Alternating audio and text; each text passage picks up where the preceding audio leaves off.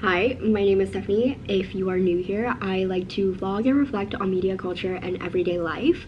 I got my start on TikTok making daily videos critiquing culture and media, and a lot of the ones that I made about surveillance technology and data colonialism really resonated with people, which I think is a very important topic, especially to be discussing right now with all of the social platforms making the moves that they are. So I compiled those videos and here they are. Your toaster doesn't need a touch screen, your fridge does not need a touch screen, your vacuum does not need to connect to Wi-Fi. All of these features seem very innovative, but they really aren't. These are just secret ways that these companies are collecting your metadata to sell or track you. Why are we rebranding Ring cameras and home surveillance camera videos as this like America's Funniest Home Videos vibe? Even Ring is using those like funny videos to promote its products. And going into the holidays, a lot of people post their like delivery drivers reacting to like a basket of snacks at their front door. And that's just so icky. Like, one, why are we using other people for content? Two, these products are just to surveil other people and your home. It's also icky how we have gotten to this point in like consuming content where because we are able to film ourselves like 24/7, we never have to like forget about filming a moment because we have our home security camera filming it for us. With the holidays coming up, just give your delivery drivers the tip or the snacks or the drinks and don't post about it. Also, with Halloween coming up, don't post cute videos of the kids going trick-or-treating. Leave them alone, let them trick-or-treat, you don't have to put them on the internet. Let's stop using other people for content. Let's stop trying to rebrand something into a feel-good moment when it's not, because surveillance cameras are literally just so diabolical. If your Ring doorbell films a really cute kid trick-or-treating on Halloween, or your Amazon delivery driver having a feel-good moment because you put out snacks and drinks for them, don't post about it.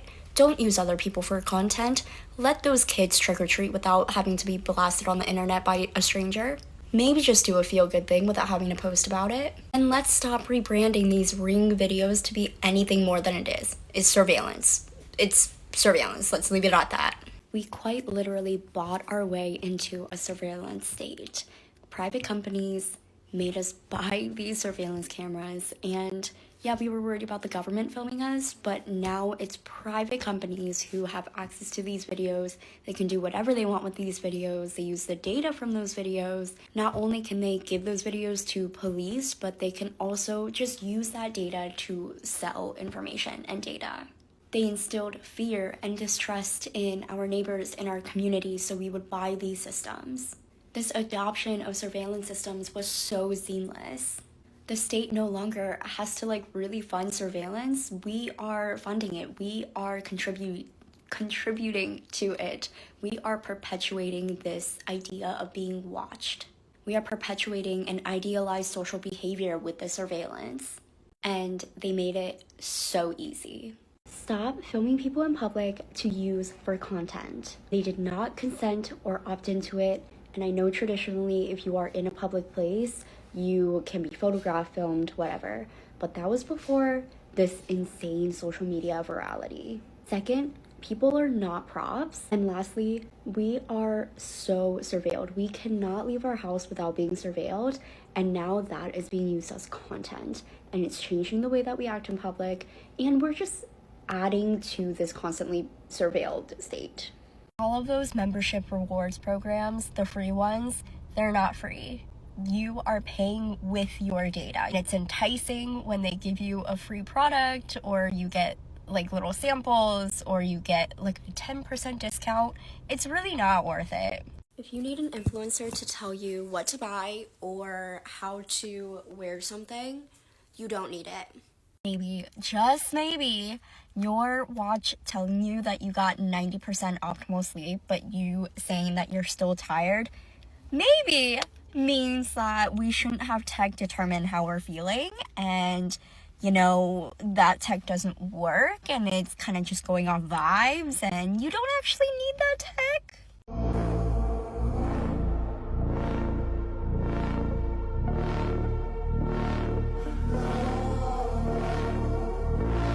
This is an anti-ad for the ad going around by Ancestry.com saying to gift the gift of ancestry or whatever for the holidays. Do we remember 23andMe? That company is being sold, and your health data, which is not bound by HIPAA because 23andMe is not a official doctor or whatever. All that data is being sold off. Do not gift Ancestry.com for the holidays. I have another anti-ad. It's the Ring doorbell. I saw an ad by Ring posted on TikTok of a parent and a kid building a snowman for the winter. And the caption says, "Don't miss a merry moment," or "Never miss a merry moment," something like that. You can miss a merry moment. You don't need a Ring doorbell to remember that moment with your kid. You don't really need to be filming that all the time. And if you really want a video for yourself, you can use your phone, a camera. Cameras are coming back outside of the iPhone. You have an iPhone, you have a camera on your phone. Use that. Don't buy into surveillance technology to remember a merry moment. On a whole other level, why do we need to document every single nice moment? You can just share that memory with your kid. Don't buy the Ring doorbell. People have commented being like, "Steph, why does it matter that these private companies are taking my data?" This is why it matters. Since the fall of Roe v. Wade, at least 2 states have already used private personal data to prosecute people for getting abortions. That is why you should care whether or not your data is getting mined or not. They are using your data to penalize people for doing things that the greater state doesn't want you to do. They are perpetuating a greater ideology, a greater status quo of how the US runs. You can be like, "Steph, this is a little tinfoil hattie all you want," but that is a prime example. It is a cited, published example of how they are using your data collected by private companies. I'm so glad that you asked for proof of how tech is spying on us because I have a list. 1, Alexa is always on. 2, do we remember when there were TikToks of baby monitors getting hacked into and it was this haha hee hee moment? If you don't, there's an NPR article that I'm going to read from. A mother was talking here. So I looked over on my phone and saw that it was slowly panning over across the room to where our bed was and stopped. It was pointing to the spot where she breastfed her son several times a day. The camera paused on the empty bed, then moved back to the bassinet. Moving on. This is from the FTC. FTC says Ring employees illegally surveilled customers failed to stop hackers from taking control of users' cameras. And then this is from CBS. Amazon's Ring camera is marketed as a safety device, but a new government lawsuit claims the company gave its employees and contractors unfettered access to personal videos and failed to protect customer security, leading to hackers threatening or sexually positioning Ring owners. In one case, a Ring employee viewed thousands of video recordings belonging to at least 81 unique female users. And then, not that I have any love for the Pentagon, but the Pentagon tells soldiers to stop sharing their locations with apps. These geolocation capabilities can expose personal information, locations, routines, and numbers of DoD personnel and potentially create unintended security consequences and increase risk to the joint force and mission. These are just a few headlines, some clips from articles. There is so much going on. I beg you to do some research yourself. I love examples, so I have a list of examples of how tech is preying and exploiting people. This is from The New Yorker. Since the fall of Roe v. Wade, at least 2 states have already used private personal data to prosecute people for getting abortions. I could stop there, but again, I have a full list. This is from Seattle News. Ring doorbell stopped allowing police to request doorbell camera footage after criticism from consumers and privacy advocates. So there is regulation coming out now, but we know that these private companies were giving this footage to the police.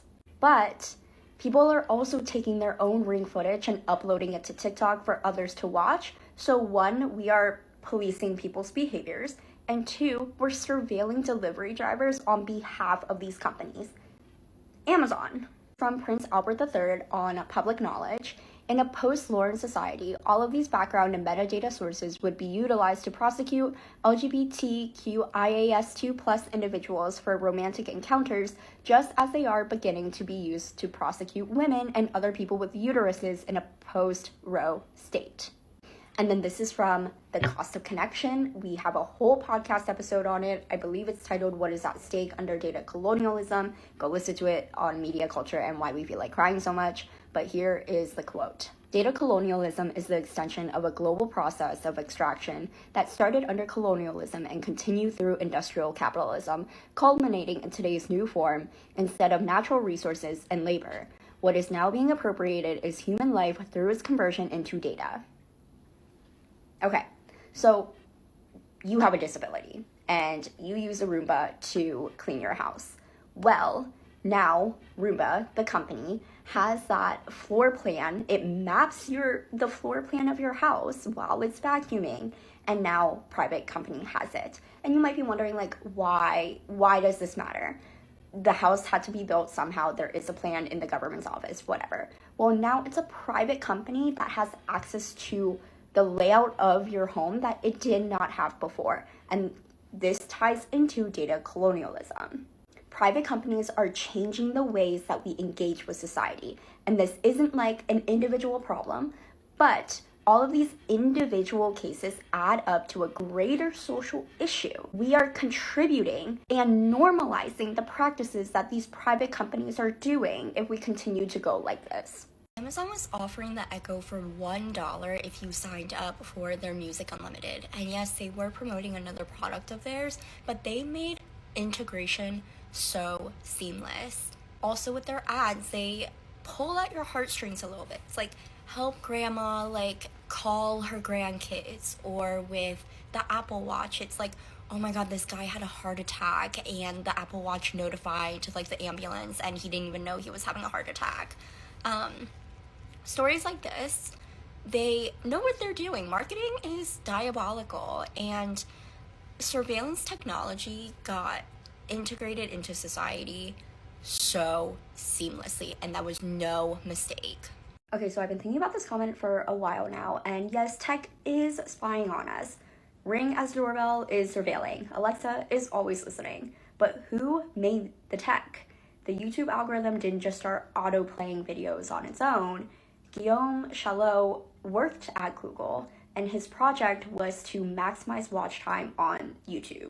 When he had a concern about the filter bubble that this may create, he ended up going to work on a different project, while as this was still his main project. He ended up getting fired because he wasn't working on this project. Ring doorbell didn't just fall out of the sky and get put on our door frames. Jamie Siminoff created the Ring doorbell. Someone designed these products to do this. Someone designed these products to surveil. Somebody designed these products to mine data. We sometimes talk about tech like it's this faceless, looming figure, but it really isn't. It is designed by people to do these things. AI didn't start scraping information off the internet on its own. It was told exactly where and what to scrape. Someone also commented on one of my videos saying that this is a guns don't kill people kind of argument, and like with guns, I think tech should be regulated. These products are being designed by people with harmful intentions for profit. Making tech be this faceless, looming figure removes all accountability of any consequences and responsibility for change. Why did I just watch a man deal with a bear come out of his garage from like 3 different angles?